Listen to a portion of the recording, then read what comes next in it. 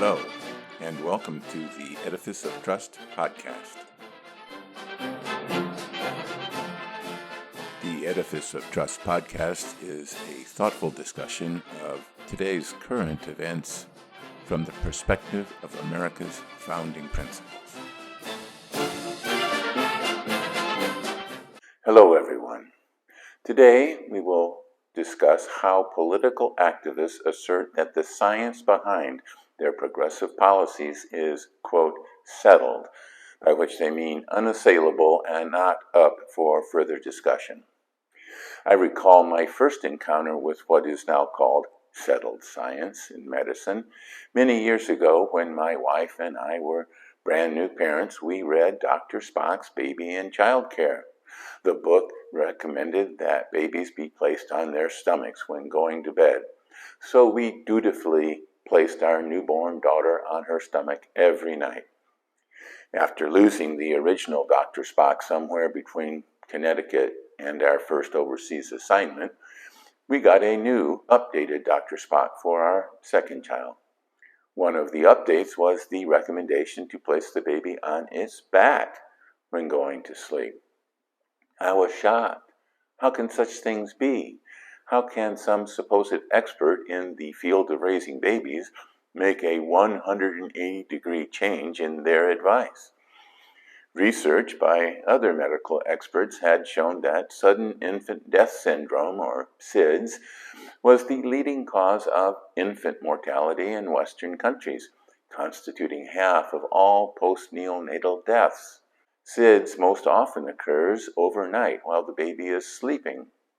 The National Institute of Health found that the most effective method of reducing the risk of SIDS is putting a child less than 1 year old on their back to sleep. We had unconsciously endangered our baby's life based on the advice of a supposed expert. But the history of medicine is rife with examples of crazy theories and strange practices that have become discredited over time. For thousands of years, one of the most widely practiced medical treatments was bloodletting. Bloodletting was practiced in ancient Egypt, and the famous physician Galen was a practitioner, although Hippocrates was said to have preferred other methods of treatment. It was Hippocrates who was credited with saying, "First, do no harm." Suffering from a throat infection in 1799, George Washington asked to be bled, and about 3.75 liters of blood were withdrawn in a 10-hour period. An adult human body has about 4.5 to 5.7 liters of blood. President Washington died that night. Lobotomies were a popular neurosurgical treatment for psychiatric or neurological disorders such as epilepsy or depression. A lobotomy severs most of the connections to and from the prefrontal cortex, the anterior part of the frontal lobes of the brain. The Portuguese neurologist Egas Moniz received a Nobel Prize in 1949 for originating the procedure. Tens of thousands of people had lobotomies performed on them, but the side effects could be severe, and the procedure fell into disrepute. But for a while, lobotomies were, quote, settled medicine. But science and medicine is never settled, despite what U.S. Assistant Secretary for Health, Admiral Rachel Levine, might say, or the many medical or psychological associations might say about a host of issues that don't match their ideological progressivism, or what Greta Thunberg or other climate activists might say, or the proponents of any theory who fear having to defend that theory from any criticism. Science, by its very nature, is never settled because there is always more to learn about the universe. Over time, scientific inquiry has gone from philosophical discussions of the four classical elements of earth, air, fire, and water, to scientific discoveries of atoms, to the further discovery of protons, electrons, and neutrons, to the observation of hadrons, gluons, and various types of quarks, with the help of CERN's Large Hadron Collider in Switzerland, and ultimately, perhaps, to the very mysterious Higgs boson particle. Or is that really the ultimate particle? And medicine, for all our advancements, has barely scratched the surface of what makes human bodies function as they do. We still get sick, we still die, so there is much yet to discover. Ponder that while you watch a brief message. Cancel culture is a new phenomenon, and The Canceling of the American Mind is the first book to codify and to survey its effects. From the team that brought you the best-selling Coddling of the American Mind comes hard data and research on what cancel culture is and how it works, along with hundreds of new examples showing the left and the right both working to silence their enemies. Welcome back.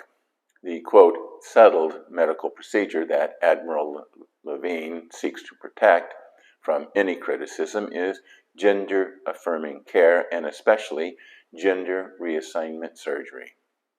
But the science behind gender dysphoria and its treatment is murky. The human body is complex, and there are a lot of things that can go wrong. The mixing of parental DNA can go awry and create irregularities and abnormalities. Sometimes these irregularities are beneficial to survival and so are maintained in the process we know as evolution. But most are not beneficial to survival and can cause great harm and early death to the individual. When most of these abnormalities are detected, doctors rush to repair the damage or treat the symptoms.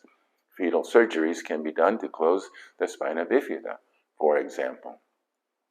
Wikipedia lists about 30 disorders of sexual development that are, quote, congenital conditions affecting the reproductive system in which development of chromosomal, gonadal, or anatomical sex is atypical, unquote. The number of births where the babies is intersect, where their sex characteristics do not fit the typical definitions of male and female, is estimated to be between 0.018% and 1.7%. People with these conditions are often subject to the same psychological problems as people with gender dysphoria.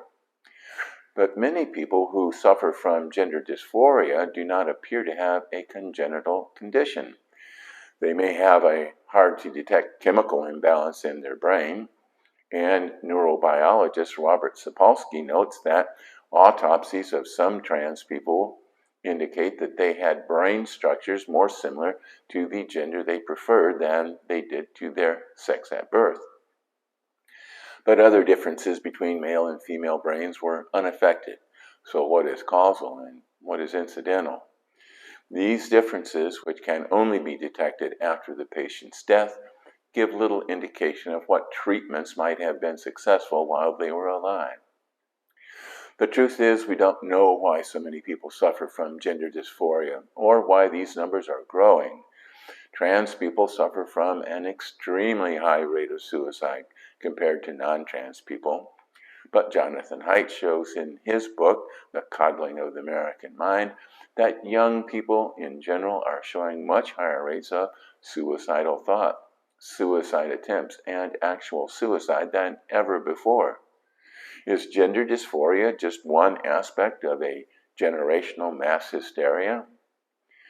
Who knows? There is so much misinformation, disinformation, and ideological propaganda related to all aspects of gender dysphoria that it is hard to know what the science behind this phenomenon really is.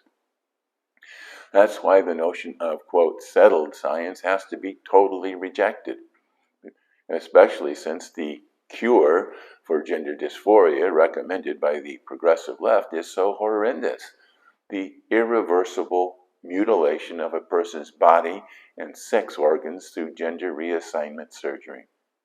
Such surgeries may be necessary for adults after alternative therapies and treatments have proven insufficient, But Sweden and the United Kingdom are urging a reevaluation of such drastic medical procedures, which might be able to be replaced by less invasive procedures or even resolved through the simple passage of time.